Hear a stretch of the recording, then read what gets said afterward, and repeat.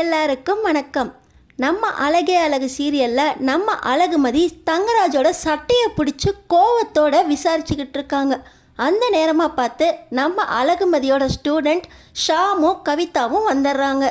ஆனால் நம்ம அழகுமதியோட ஸ்டூடெண்ட் ஷாமும் கவிதாவும் தங்கராஜுக்கும் சுரேஷுக்கும் ஆதரவாக பேசுகிறாங்க. நம்ம அழகுமதியோட கோபம் இந்த 4 பேர் பக்கமும் திரும்புது.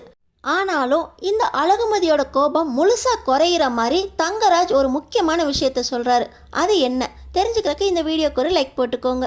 ஸோ பார்த்தீங்கன்னா நம்ம அழகுமதி ஹாஸ்பிட்டலுக்கு வந்து அவங்க அப்பாவோட உடம்பு எப்படி இருக்கா அப்படின்னு விசாரிச்சுட்டு மறுபடியும் அந்த சுரேஷ் வீட்டுக்கு தான் போகணுமா அப்படின்னு வருத்தத்தோட வெளியே வந்துக்கிட்டு இருக்காங்க.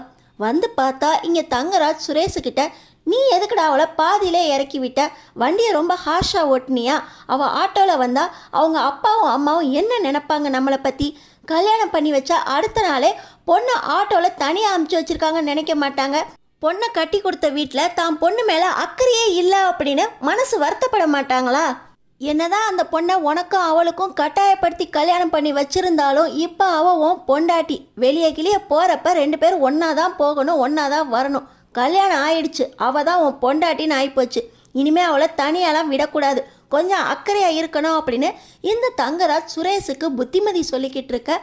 நம்ம அழகுமதி, என்ன நடிக்கிறீங்களா, பிளாக்மெயில் பண்ணி கல்யாணம் பண்ணியாச்சு, இனிமேல் உங்களை நான் நல்லவங்கன்னு நினைக்கணும், அதுக்காக இந்த மாதிரி 2 பேரும் சேர்ந்து ட்ராமா போட்டுக்கிட்டு இருக்கீங்களா அப்படின்னு சொல்லி தங்கராஜ் மேலே பயங்கர கோவத்தோட, இன்னும் என்னென்னலாம் என்னை பண்ண போகிறீங்க, ஒரு ரவுடி பயலுக்கு என்னை கல்யாணம் பண்ணி வச்சு ரோட்டில் விட்டுட்டீங்கல்ல, எங்கள் அப்பா அம்மா கூட இவர் நல்லவராக தெரிகிறாரு, ஆனால் இவனோட உண்மையான சுயரூபம் எனக்கு தானே தெரியும், ஒரு வண்டியில் ஒரு பொண்ணை எப்படி கூட்டிகிட்டு வரணும் கூட தெரியாமல் நடு ரோட்டில் கீழே இறக்கி விட்டுட்டு வந்திருக்கான், இவன்கிட்ட நீங்கள் நல்லவ மாதிரி பேசிக்கிட்டு இருக்கீங்க, நீங்கள் எங்கள் அப்பாவை நடுராத்தில் மிரட்டி தானே என்னை கல்யாணம் பண்ணி வச்சிங்க அப்படின்னு இந்த தங்கராஜோட சட்டையை பிடிச்சி இருக்கிற கோவத்தெல்லாம் தங்கராஜ் மேலே காட்டிக்கிட்டு இருக்க. இப்போ பார்த்தீங்கன்னா நம்ம அழகுமதியோட ஸ்டூடெண்ட் இந்த ஷாமும் கவிதாவும் ஒன்றா வந்துக்கிட்டு இருக்காங்க.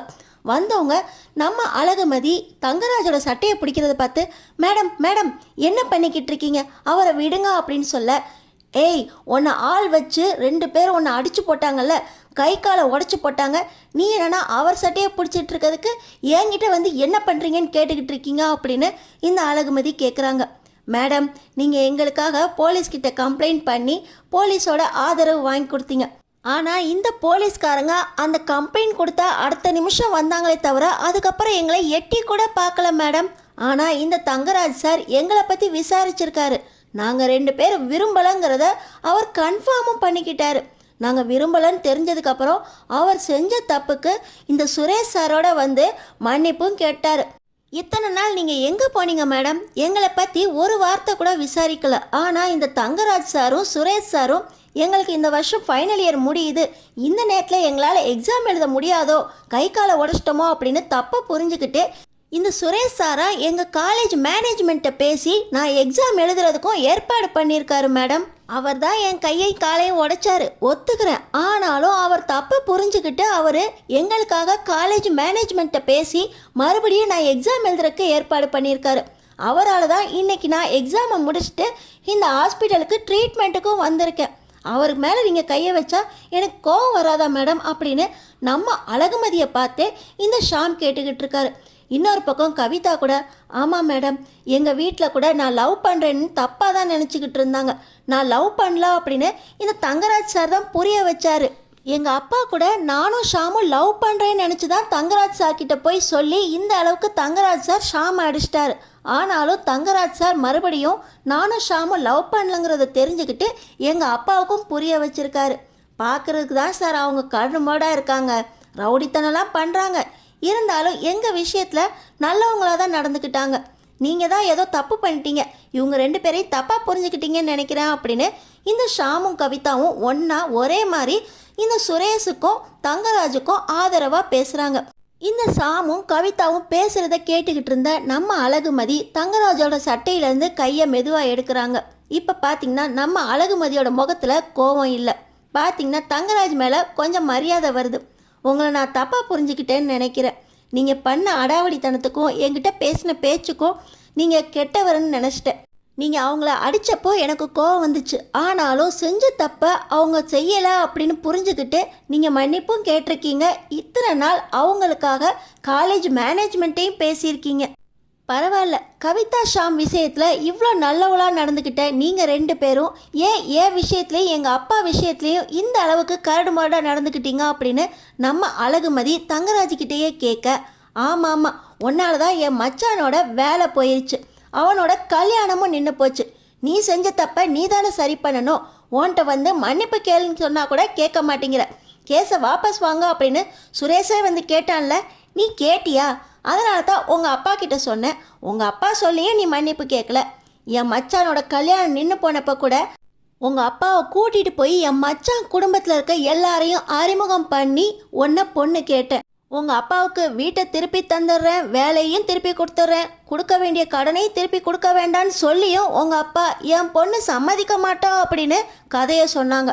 அதனால தான் நைட்டோட நைட்டாக இந்த கல்யாணம் பண்ணுறதுக்காக உங்கள் அப்பாவை நான் உன் மேலே பொய் கேஸ் போட்டு நீ பணத்தை திருடிட்டா அப்படின்னு கேஸ் கொடுத்துருவேன்னு சொன்னதுக்கப்புறம் தான் உங்கள் அப்பா உன்னை கல்யாணம் பண்ணி வைக்கிறதுக்கே சம்மதிச்சார். எனக்கு வேறு வழி தெரியல. நைட்டோட நைட்டாக ஒரு பொண்ணு கிடைக்கணும், கல்யாணமும் என் மச்சானுக்கு நடக்கணும் அப்படின்னா நீ செஞ்ச தப்பை நீ சரி செய்யணும். அப்போ நீ தானே என் மச்சானை கல்யாணம் பண்ணிக்கணும். அதனால தான் இந்த முடிவு எடுத்தேன் அப்படின்னு மறுபடியும் தங்கராஜ் சொல்ல, நீங்கள் பேசுகிற பேச்செல்லாம் ரவுடி மாதிரி இருக்குது, ஆனால் சொல்கிறதெல்லாம் ஏதோ கொஞ்சம் நல்லவர் மாதிரி தான் தெரியுது. என்னை மன்னிச்சிருங்க. என்னை சுரேஷ்க்கு கல்யாணம் பண்ணி வச்சிட்டீங்க, எங்கள் அப்பாவை மிரட்டி தான் எனக்கு கல்யாணம் பண்ணி வச்சிட்டீங்க அப்படின்னு உங்கள் மேலே நான் கோவமாக இருந்தேன். இப்போ உங்கள் மேலே இருந்த எல்லா கோவமும் எனக்கு போயிடுச்சு. நான் உங்கள்கிட்ட மனசார மன்னிப்பு கேட்டுக்கிறேன். ஷாம் கவிதா மேலே நீங்கள் ரொம்ப அக்கறையாக நடந்துக்கிட்டு ரெண்டு பேரும் லவ் பண்ணலங்கிறத புரிஞ்சுக்கிட்டு இன்றைக்கி வரைக்கும் அவங்களுக்கு ரொம்பவே ஹெல்ப்ஃபுல்லாக இருந்திருக்கீங்க. என்ன ஒன்று, இந்த சுரேஷை எனக்கு பிடிக்காதுன்னு தெரிஞ்சும் நீங்கள் கல்யாணம் பண்ணி வச்சுருக்கீங்க. அவங்க குடும்பம் நல்ல குடும்பமாக தான் இருக்குது. இந்த சுரேஷ் தான் கொஞ்சம் ரவுடி மாதிரி இருக்கான். இருந்தாலும் பரவாயில்லை. இந்த சுரேஷ் மேலே நான் கொடுத்த கேஸை இப்போயே எஸ்பி ஆஃபீஸ்க்கு போய் வாபஸ் வாங்குறேன். நான் செஞ்ச தப்பு எனக்கு புரிஞ்சிச்சு. என்னோடய ஸ்டூடெண்ட்ஸ் இந்த ஷாம் கவிதாக்காக தான் நான் போய் எஸ்பி ஆஃபீஸ்லேயே கம்ப்ளைண்ட் பண்ணேன். எல்லா வீடியோ ஆதாரத்தையும் திரட்டினேன். ஆனால் அவங்களே உங்கள் மேலே தப்பு இல்லை அப்படின்னு புரிஞ்சுக்கிட்டாங்க. அவங்களே உங்களை மன்னிச்சிட்டாங்க. இதுக்கு மேலே நான் எந்த கேஸ் கொடுத்தும் பிரயோஜனமே இல்லை. இப்போயே சுரேஷ் மேலே கொடுத்த கேஸை நான் வாபஸ் வாங்குறேன் அப்படின்னு சொல்லி சுரேஷை கூப்பிட்டு நான் இப்போ உங்கள் கூட வண்டியில் வரேன் அப்படின்னு சொல்கிறாங்க. டேய் சுரேஷு, திமிரு பிடிச்சவா அடங்காதவன் சொன்னிய, இப்போ எப்படி பேசுகிறா பார்த்தியா? அவள் பேச்சில் திமிர் இருந்தால் தாண்டா அவளுக்கு அழகு.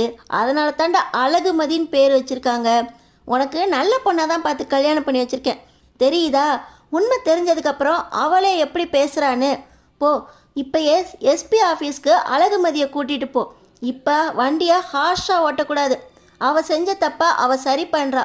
உன்னோட வேலை திரும்ப கிடைக்க போகுது. இந்த தங்கராஜ் சொன்ன மாதிரி உன்னோட வேலையும் திரும்ப கிடைக்க போகுது. இதோ கல்யாணமும் பண்ணி வச்சிட்டேன். ரெண்டு விஷயத்துலையும் ஜெயிச்சது யாரு? தங்கராஜ் சொன்னதை செய்வான். தங்கராஜ் ஜெயிச்சுதான் பார்த்தியா அப்படின்னு சுரேஷ்கிட்ட தங்கராஜ் சொல்கிறாரு. ஆமாம் ஆமாம், ஜெயிச்சிட்டிங்க, ஆனால் வாழ போகிறது நான் தானே அப்படின்னு இந்த அழகுமதி சொல்லிக்கிட்டே தன்னோட அப்பா அம்மா கிட்ட சொல்லிட்டு எஸ்பி ஆஃபீஸ்க்கு சுரேஷ் கூட நம்ம அழகுமதி போகிறாங்க. இப்போ சுரேஷ் ரொம்ப கோபமாகவும் பேசலை, ஹாஷாவும் வண்டியை ஓட்டல. எஸ்பி ஆஃபீஸ் போகிற நம்ம அழகுமதி சுரேஷ் மேலே நான் கொடுத்த எல்லா கம்ப்ளைண்ட்டையும் வாபஸ் வாங்குறேன். அவர் எந்த தப்பும் பண்ணல, அவர் செஞ்ச தப்பை அவரே சரி பண்ணிட்டாரு அப்படின்னு எஸ்பி கிட்ட நேரடியாக பேசி தன்னோட எல்லா எவிடன்ஸையும் நான் அழைச்சிட்றேன் சார், அவர் மேலே எந்த தப்பும் இல்லை அப்படின்னு கிளியராக சொல்ல, நீங்களே இப்படி கேஸை வாபஸ் வாங்கிட்டா என்ன பண்ணுறது? அவர் தப்பே பண்ணலன்னு எப்படி நீங்கள் சொல்கிறீங்க அப்படின்னு சொல்ல, இல்லை சார், அவர் மேலே எந்த தப்பும் இல்லை அப்படின்னு நம்ம அழகுமதி எல்லாத்தையும் டீட்டெயிலாக எஸ்பி கிட்ட சொல்கிறாங்க. எஸ்பி சாரும் சுரேஷை உன்னோட சஸ்பெண்ட் கேன்சல் ஆயிடுச்சு, அடுத்த நாளே வந்து ஜாயின் பண்ணிக்கோ அப்படின்னு சொல்ல சுரேஷ் முகத்தில் அவ்வளோ சந்தோஷம். நம்ம அழகுமதியும் சுரேஷும் இப்போ ஒன்றா பைக்கில் வீட்டுக்கு வராங்க. நம்ம அழகுமதிக்கு சுரேஷ் மேலே இருந்த எல்லா தப்பான எண்ணங்களும் போயிருச்சு. ரெண்டு பேரும் சந்தோஷமான கல்யாண வாழ்க்கையை எப்படி ஆரம்பிக்க போகிறாங்க தெரிஞ்சுக்கிறதுக்கு நம்ம சேனலை சப்ஸ்கிரைப் பண்ணி தொடர்ந்து பாருங்கள்.